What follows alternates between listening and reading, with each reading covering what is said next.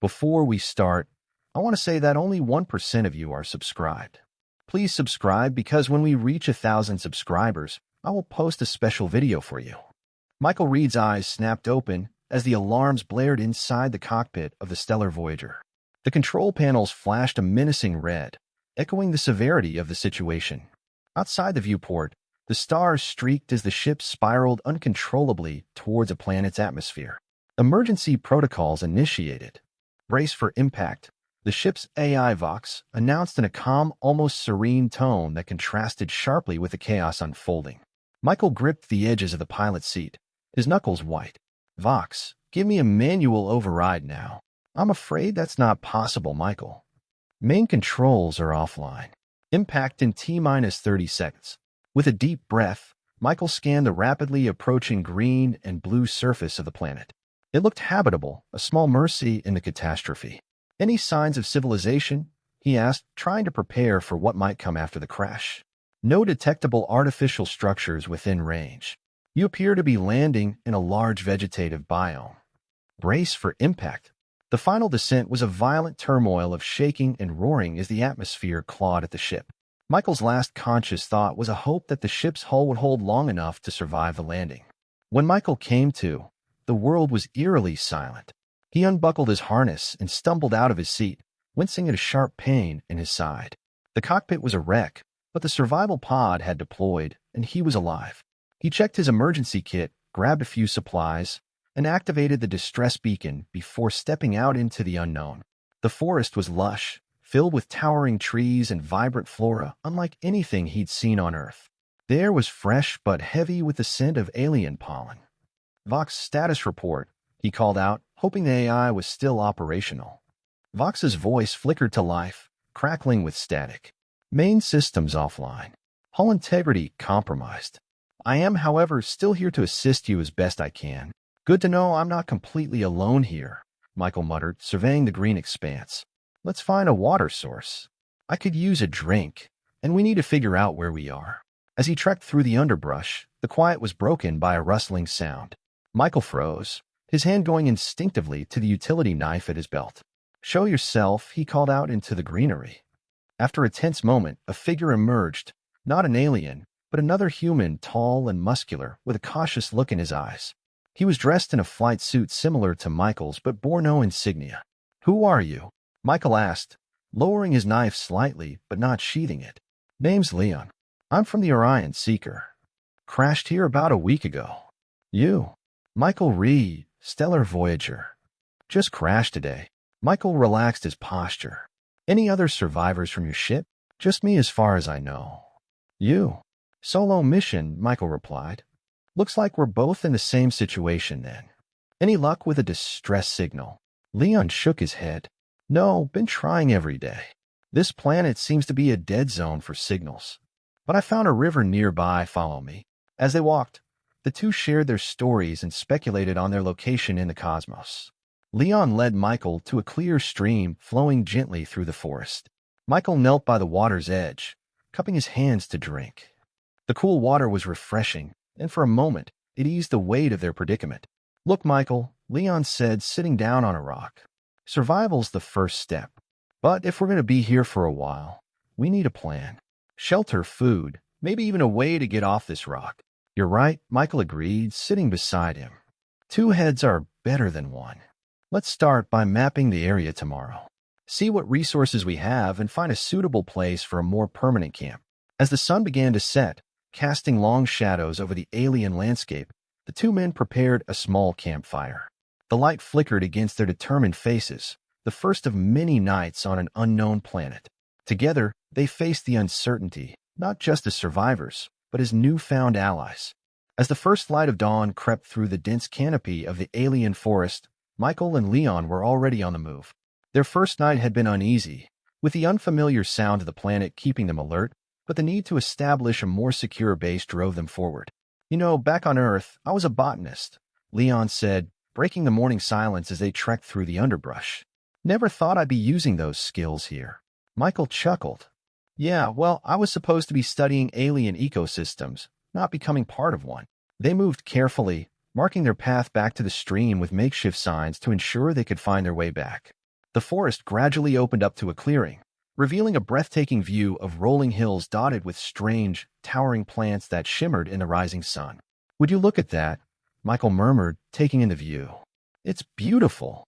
"Yeah, it's a good vantage point, too," Leon added, scanning the horizon. "We should map this area. Might help us figure out a plan for rescue or escape." As they sketched a rough map on a digital pad, a rustling noise from the nearby bushes caught their attention. Instinctively, they both turned towards the sound, hands reaching for their tools. From the foliage emerged not a creature, but a group of figures, tall, imposing, but unmistakably female. They were at least 8 feet tall, each with a graceful posture that belied their size. Their skin was a pale blue, eyes wide and bright, reflecting a curious intelligence. Hello," Michael stammered, stepping forward slightly. "I'm Michael, and this is Leon." One of the women, who stood slightly apart from the rest, stepped forward. Her hair was a vivid shade of silver, flowing down her back like a river of light. "I am Elora, leader of the Illyrians. You are not from our world." Her voice was melodic, each word resonating with a calm authority. Leon, always the more diplomatic, replied, "That's right, Elora. We crashed here. We're just trying to survive and hopefully find a way back home." Elora nodded, her gaze sweeping over both men.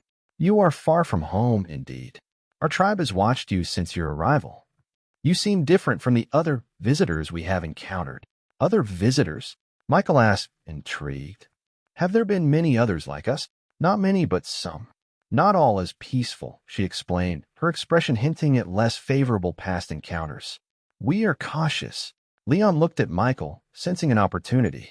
"We mean no harm, Elora. We're just looking to get by until we can get rescued. Maybe we can help each other." Elora considered this, then gestured for them to follow her. "Come, we will discuss this with the tribe." There is much to consider. As they followed the Illyrians through the forest, the landscape seemed to shift subtly, the wildness giving way to more structured growth, indicative of cultivation. "Your people have shaped this place," Leon remarked, observing the surroundings. "Yes," Elora replied. "Our connection to the land is deep. We nurture it, and it sustains us." Arriving at the tribe's settlement, Michael and Leon were struck by the harmonious integration of nature and architecture. The structures were built from the living trees themselves, shaped and grown to form dwellings and communal spaces. In a large, open pavilion, Elora introduced them to her council, a group of wise-looking women who regarded them with open curiosity. Michael, Leon, Elora began addressing the council. "These men have come to us in need, but also they offer their help." A murmur went through the council. One of the elder members, a woman with hair like spun gold, spoke up. "What help can they offer us, Elora? Our needs are great, and the risks of trust are greater." Elora's eyes locked with Michael's. "They are lost, seeking home. We need what they carry in their blood. Strength, diversity, a chance for our children's future." The statement hung heavy in the air. Michael exchanged a glance with Leon, both understanding the gravity of what was being asked. In the heart of the Illyrian settlement, under the towering canopy that filtered the morning light into soft, ambient hues, Michael and Leon sat with Elora and her council. The atmosphere was heavy with the scent of an alien flower, sweet and intoxicating.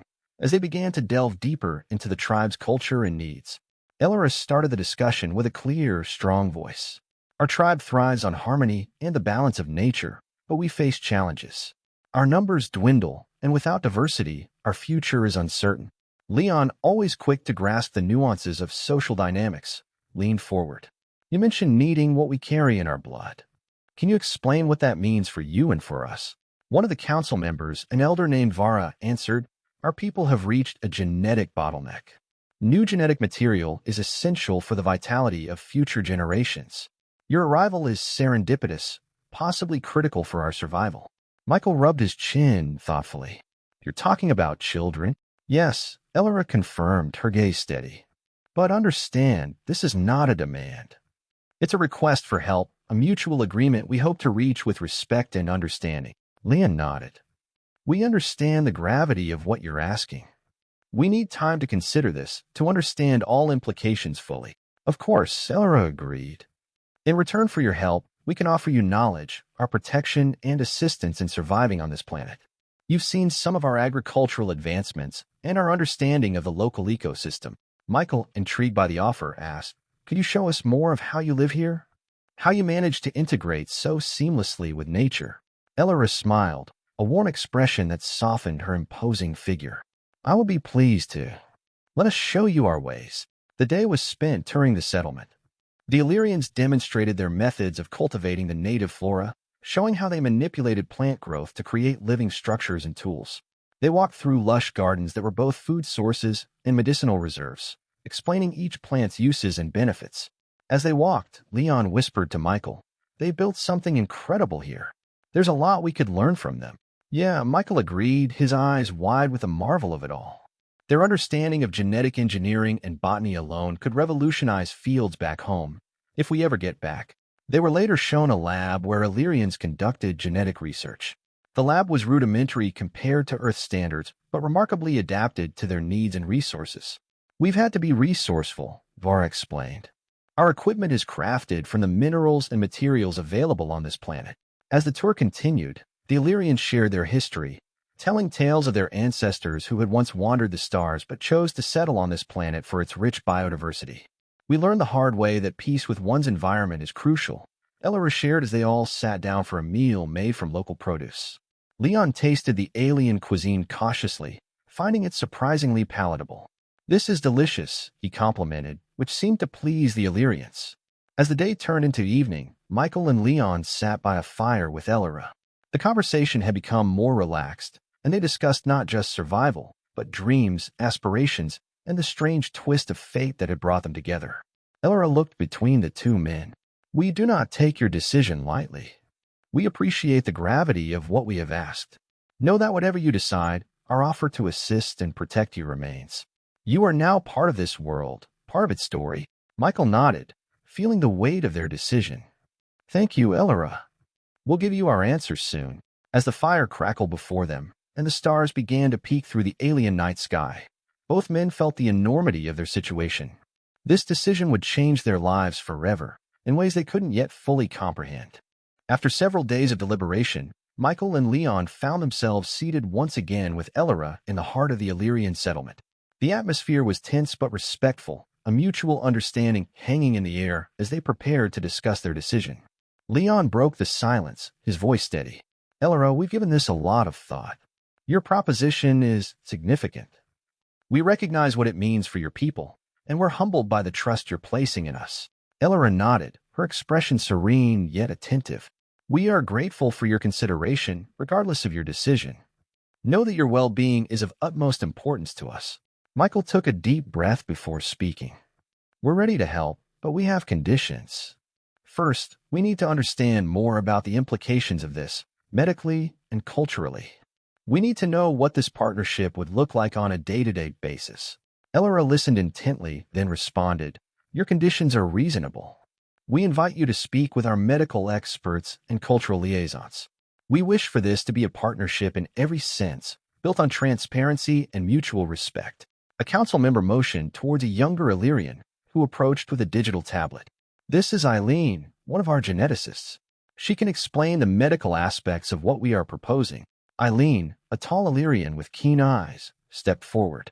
The process would involve genetic compatibility testing, followed by a simple medical procedure for insemination. "We have adapted our techniques to be as non-invasive as possible, respectful of your human biology." Leon, always keen to understand the details, asked, "And what about the children? What role will we play in their lives?" "That depends largely on you," Elora answered. "In our culture, children are raised communally, but you would always be acknowledged as their fathers. You would have the right to be involved in their upbringing as much as you wish." Michael looked at Leon, seeing his own uncertainty mirrored there. "And what about us? What happens to us personally throughout this? We can't forget our own lives, our own identities." Elora's gaze softened. "You will be honored members of our community. Your own pursuits, learning, and personal growth will be encouraged and supported. You will not lose yourselves by helping us. Rather, you will become part of something greater." The conversation shifted as they discussed the specifics, where they would live, how they would integrate into Illyrian society, and what their daily lives would look like. The Illyrians were eager to make them feel at home, offering them their own living spaces within the community and roles that suited their skills and interests. As the meeting drew to a close, Leon looked over at Michael, then back at Elora. We'll need some time to process this, to talk it over together. It's a lot to take in. Of course, Elora said, standing. Take all the time you need. We are here to answer any questions you may have, whenever you are ready. The men thanked her and the council, then walked back to their temporary shelter under the alien stars. The night was quiet, the sounds of the forest a gentle backdrop to their heavy thoughts. Think we're doing the right thing? Michael asked after a long silence. Leon sighed, looking up at the sky. I don't know, Mike, but it feels like something worth doing. Maybe it's the scientist in me, or maybe it's just human nature to want help when we can. Michael nodded, feeling the weight of their impending decision. Let's sleep on it. We'll talk more in the morning. As they settled down for the night, the future was uncertain, but one thing was clear. Whatever decision they made, they would make it together. The morning light filtered softly through the dense foliage, casting dappled shadows on the ground as Michael and Leon prepared for another day in the Illyrian settlement. Their conversations from the night before still hung heavily in the air as they walked towards the communal area where Elora and several members of her council waited. Good morning, Michael greeted the group, his voice carrying a tentative optimism. Good morning, Michael. Leon, Elora responded, her tone warm and welcoming. Did you rest well? About as well as can be expected, given everything that's on our minds, Leon replied with a half-smile. He appreciated the Illyrians' patience and understanding through their decision-making process. Elora nodded, gesturing towards a seating area where they could speak more comfortably. We understand this is a monumental decision. Today, we thought it might help to further share our customs, perhaps to ease some concerns you might have. That sounds good, Michael said, genuinely interested in learning more about their culture. As they settled, an elder Illyrian named Talia joined them, presence commanding yet gentle. I understand you have concerns about how you might fit into our community, your roles and identities, she began, her eyes reflecting a deep wisdom. Our people value every individual's contributions, not just to our survival, but to our communal life and joy. Leon, always keen to get to the heart of matters, leaned forward. Can you tell us more about how individuals contribute here? Especially those who might have come from different backgrounds. Talia smiled, pleased by the question. Certainly. Everyone here shares their skills, whether in teaching, building, healing, or creating. Those from other worlds bring new perspectives, enriching our community. They're free to propose new projects or ways of doing things. Michael considered this. And what about personal pursuits? Say, someone wants to explore or study part of this world independently. Such initiatives are encouraged, Elora chimed in. Discovery is a core part of our ethos. You would have the freedom to explore, to study, to create. In fact, we'd rely on your unique skills to help us understand this world from your fresh perspectives. The conversation shifted as Eileen, the geneticist, rejoined them, bringing a more scientific element back into the discourse. Regarding the genetic integration, your involvement wouldn't just help us biologically. It's a chance to blend our understanding of genetics with your earth science to see what new knowledge could emerge. Leon looked over at Michael, sensing they were both thinking the same thing. This wasn't just about helping the Illyrians with a population problem. It was about participating in potentially groundbreaking scientific work. Michael turned back to the group. And the children that might come from this, what kind of world are we helping to build for them? That is the most important question, Elora acknowledged. We hope to build a world where they can know both their heritage and the new culture we create together. They would grow up knowing both the Earth and Illyrian ways, taught to respect and integrate the knowledge and customs of both. As the discussion drew to a close, Michael and Leon felt a deeper connection to the Illyrians' vision. The proposition was not just a request for help, but an invitation to join in a unique cultural and scientific endeavor. Walking back to their quarters, Leon looked thoughtful. What do you think, Mike? I'm leaning towards doing this.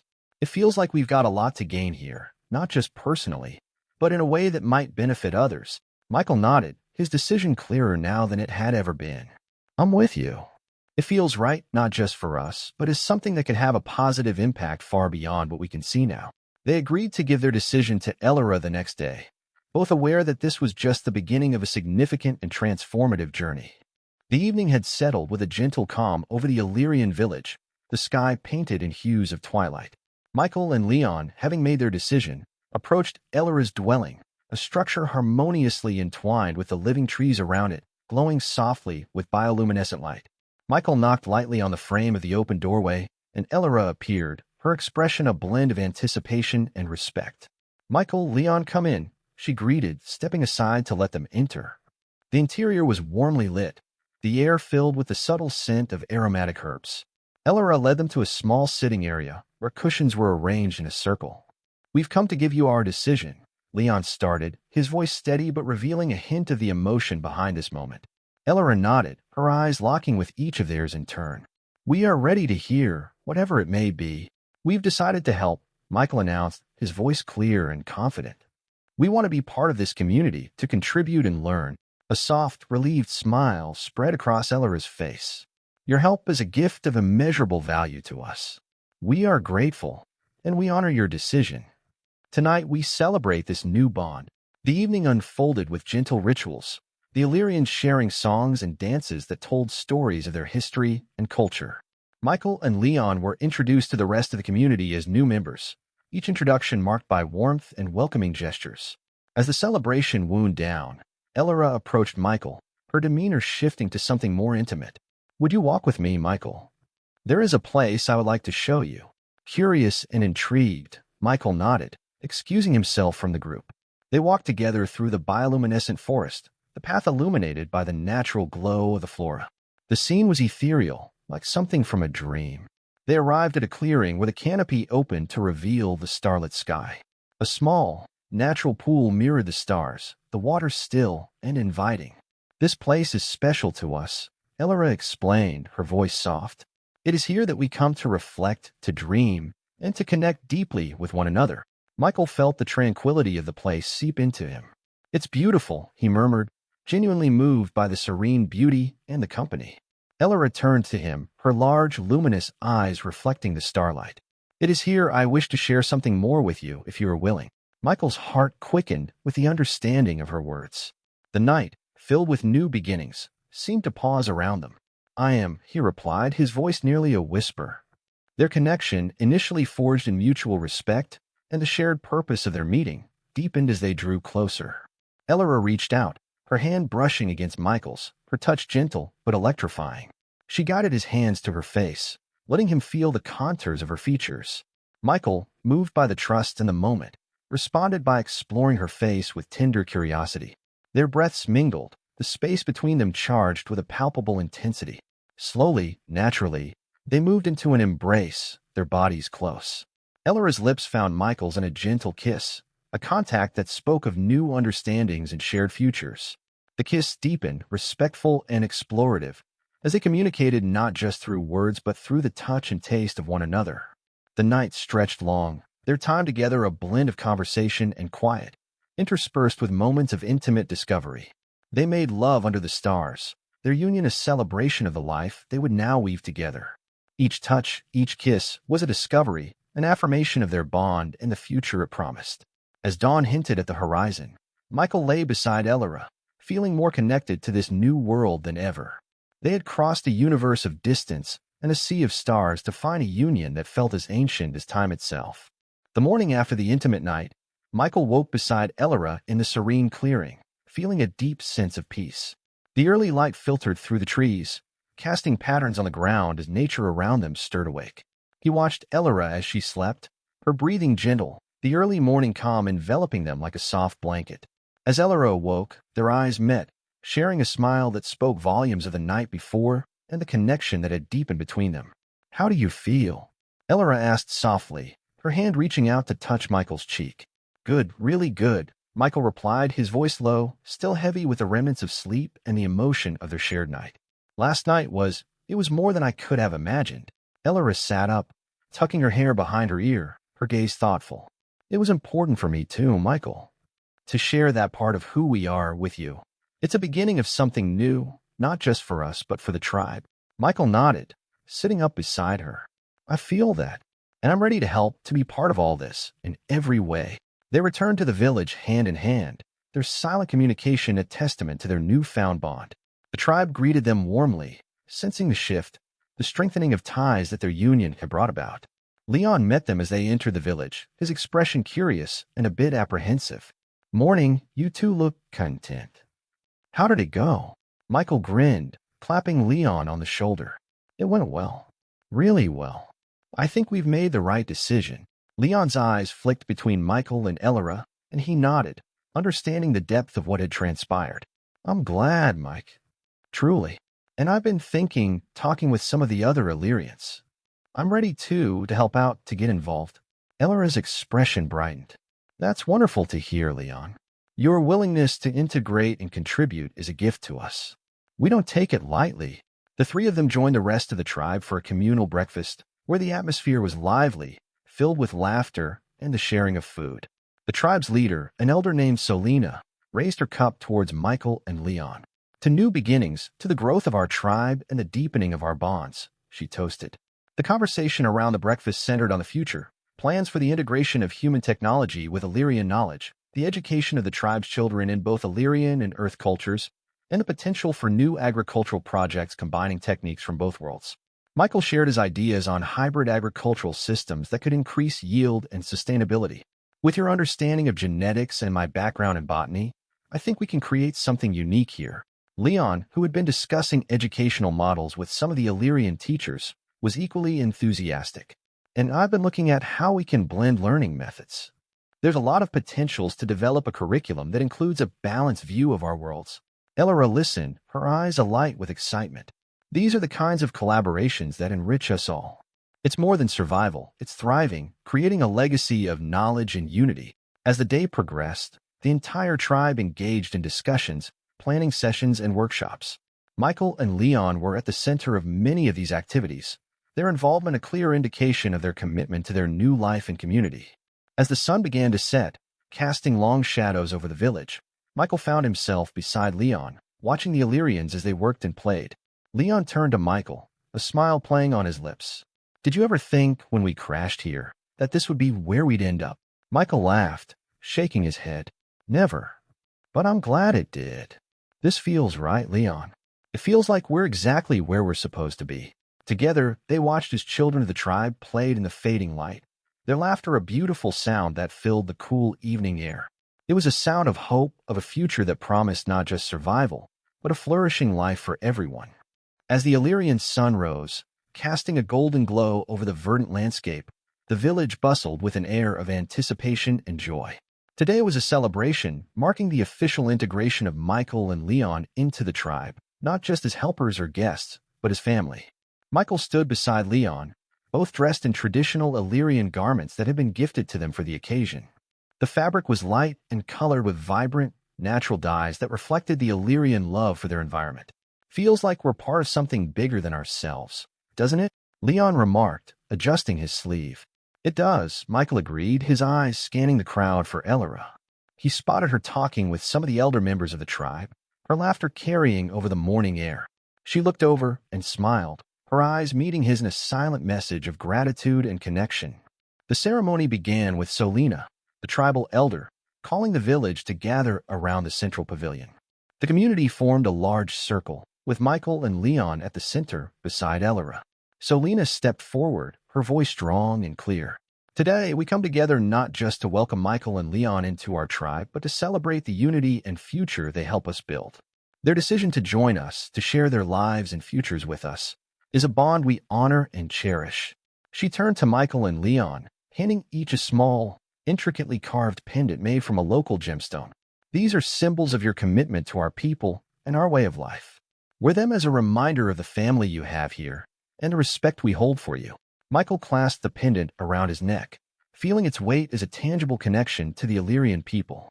Leon did the same, his expression one of solemn pride. Elora then took her place beside them.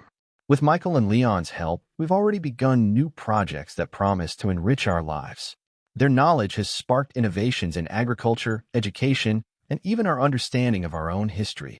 Leon stepped forward, eager to share his thoughts. Working with your teachers, your scientists, and your children has been one of the most rewarding experiences of my life. We're learning from each other, growing together. It's a process that I believe will continue to bear fruit for many generations, Michael added, and the agricultural projects we've started are just the beginning. We've seen potential not only to improve yields, but also to strengthen the biodiversity of this beautiful place. I'm excited to see where we can go from here. As the speeches concluded, the celebration shifted to a day of festivity. Music filled the air, played on Illyrian instruments that produced harmonies unlike anything Michael or Leon had heard before. There were dances, performances, and a feast made from the produce of the gardens Michael had helped cultivate. As the day turned into evening, Michael found himself sitting beside the river with Elora. They watched as the water reflected the fading light, the peaceful sound of the current blending with the laughter and music from the village. Elora, today made me realize just how much we've become a part of your world, Michael said, his voice reflective. Elora leaned against him, presence comforting. And you've helped us see our world in new ways, Michael. It's a gift that we don't take lightly.